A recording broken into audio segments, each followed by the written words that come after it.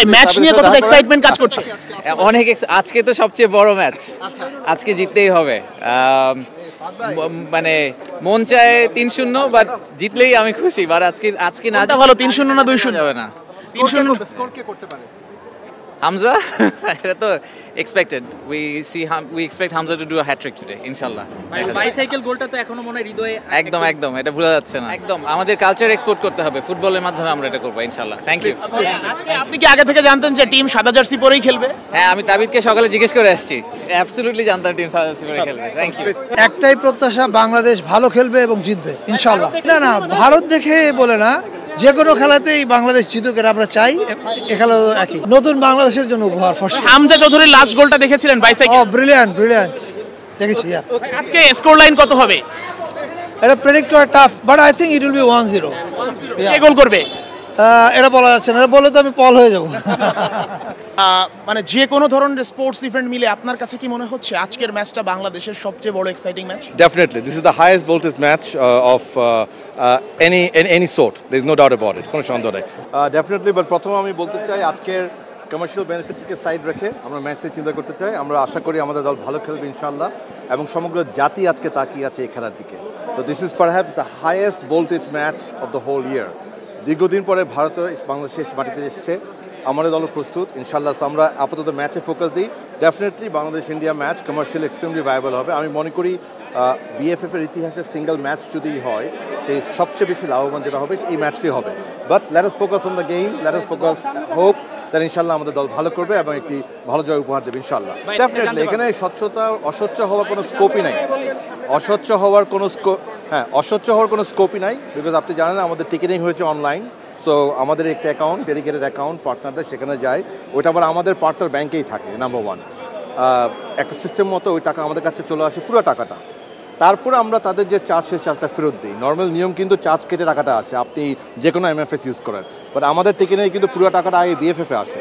তারপরে আমরা অডিট করে চেক করে তারপর তাদেরকে তাদের যে চার্জ সেটা দিই। এর বাইরে আমাদের প্রতিটি স্পন্সরের সাথে ট্রাইপার্টিট এগ্রিমেন্ট হয়েছে, অর্থাৎ আমাদের যে ডেডিকেটেড এজেন্সি তারা কি দিচ্ছে না দিচ্ছে দ্যাট উই নো। সো এই অবস্থায় আমরা ডেফিনেটলি স্বচ্ছতার কোনো কোয়েশ্চেন আসতেই পারে না। It's a very transparent and let us hope আমাদের ম্যাচটা ভালো মতো হয়। সত্যি কথা হচ্ছে আমার আপন আত্মীয় কেউ আসতে পারে নাই, আমি এতটুকু বলতে পারি। আমার ক্লোজ যারা আত্মীয়তা আসতে পারে নাই, বাট আমি খুশি হয়েছি আমাদের ফ্যানরা এসছে। এই খেলাটা তাদের জন্য। আমরা ফুটবল পরিবারের অঙ্গ, আমরা স্যাক্রিফাইস করতে রাজি আছি, বাট এটা ফ্যানদের এই যে রোড শুনতে পাচ্ছেন, this is what we love. এই রোডটা আসতেছে, ফ্যানরা আসতেছে, আলহামদুলিল্লাহ আজকে খুব স্মুথ হয়েছে সবকিছু। That is the most important thing. এখন দোয়া করেন যেন আমাদের দলটা ভালো করে ইনশাআল্লাহ। বিটা থেকে এসেছে, কথা বলছিলেন আপনার সঙ্গে এবং মিডিয়াতেও বলছিলেন, বেশ এক্সাইটেড মনে হলো। তারা আসলে ফুটবল নিয়ে কতটা মানে সিরিয়াস এখন? সবাই যেহেতু ফুটবল নিয়ে আসলে সেন্টারে চলে এসেছে আমাদের চিন্তা। দেখেন, আমার জানা মতো উনি একজন অ্যামেজিংলি ফুটবল ফ্যান, এবং আমাদের হোম ম্যাচ কিন্তু উনি একটাও মিস করেন নাই। সো এক্সট্রিমলি জেন্টলম্যান, অত্যন্ত ডেডিকেটেড। সবচেয়ে বড় কথা হচ্ছে বিডার পক্ষ থেকে উনি সবসময় কিন্তু আমাদেরকে অত্যন্ত সহায়তা করতে চায় ইন ভ্যারিয়াস ক্যাপাসিটিস। এবং সেটা শুধু উনি নয়, সরকারের প্রতিটি ক্ষেত্রে ফুটবলে এই যে নবজাগরণ হচ্ছে আমাদের ফ্যানদের জন্য, আমি তাদেরকে সাধুবাদ জানাই। প্রাইভেট বলেন, পাবলিক বলেন, এখন কিন্তু বিএফএ এর পাশে থাকতে যাচ্ছে। So it's a matter of great pride, এবং আমরা আশা করি যেন আমাদের এই যাত্রাটা কন্টিনিউ করে, এবং সবচেয়ে গুরুত্বপূর্ণ আজকের দিনে যেন আমরা একটি ভালো খেলা দেখতে পারি ইনশাআল্লাহ। ভাই, মাঠের ফুটবলের উন্নয়ন নিয়ে আসলে আমরা কতটুকু ভাবছি? আমরা তো শুধু বাইরের আয়োজনটাই বেশি হচ্ছে, একদম কোর ফুটবলের ডেভেলপমেন্টের জন্য আসলে কতটুকু ভাবা হচ্ছে? দেখুন, আমাদের we have got a very competent development committee, we have got a very competent national teams committee. So তারা, এবং আমাদের খুব ভালো একটা টেকনিক্যাল কমিটি আছে। সো তারা ওইটা নিয়ে কাজ করছে, এবং আপনি দেখেন গ্রাসরুট লেভেলে এবার thanks to our honourable government and honourable adviser, sports adviser, আমরা কিন্তু সাকসেসফুলি জাতীয় চ্যাম্পিয়নশিপটাও করছি সমগ্র দেশে। দীর্ঘদিন পরে কিন্তু জাতীয় চ্যাম্পিয়নশিপ হচ্ছে। সো দেখুন, স্টেপ বাই স্টেপ আমাদের কাজ চলছে ইনশাআল্লাহ, এবং আমরা আশা করি আগামীতে এটা আরও ভালো হবে।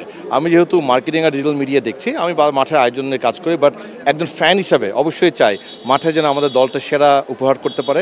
এবং আমি বিশ্বাস করি আমাদের সম্মানিত সভাপতি এবং তার নেতৃত্বে যে কমিটিগুলি আছে, সেটার জন্য যা যা করার প্রয়োজন সেটা করবে ইনশাআল্লাহ। ধন্যবাদ। ফেসবুকে একটা ছবি দেখেছিলাম যেখানে আপনি সহ জামাল ভুঁইয়া, হামজা চৌধুরী, এই ছবি নিয়ে বিভিন্ন জায়গা থেকে বিভিন্ন মন্তব্য আসলে আসছে, আপনিও দেখেছেন। এই ছবিটার আসলে ব্যাখ্যাটা কি? যদি এটা কোনো ব্যাখ্যা না, এটা ফুটবলাররা নিজেরাই ওনারা প্ল্যান করেছে ডিনারে। আমি যখন শুনতে পেরেছি, আমি জাস্ট গিয়েছি ওদের সাথে দেখা করতে।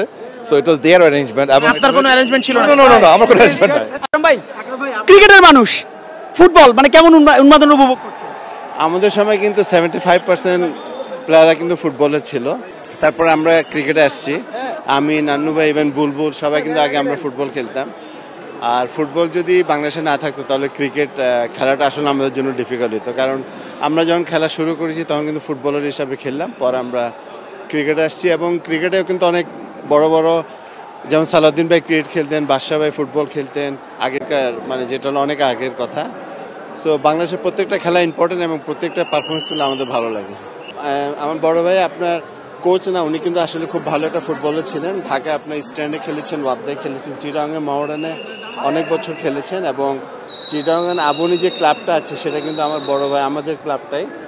সো আগে ফুটবল ছাড়া তো আমরা কোনো কিছু বুঝতাম না। ক্রিকেট তো মনে করেন আপনার 90s-এ আপনার পপুলার হয়েছে, বাট যারা স্পোর্টসম্যান ওরা প্রত্যেকটা খেলাই পছন্দ করে না। এই জিনিসটা কোনোদিন এরকম হওয়া উচিত না, কারণ আমরা যাই খেলি না কেন আমরা কিন্তু বাংলাদেশের জন্য খেলি। সো আপনার এই ধরনের কথাটা আসলে আসা মানে এটা পছন্দ না আর কি, এটা কিন্তু আমাদের জন্য ভালো হয় না।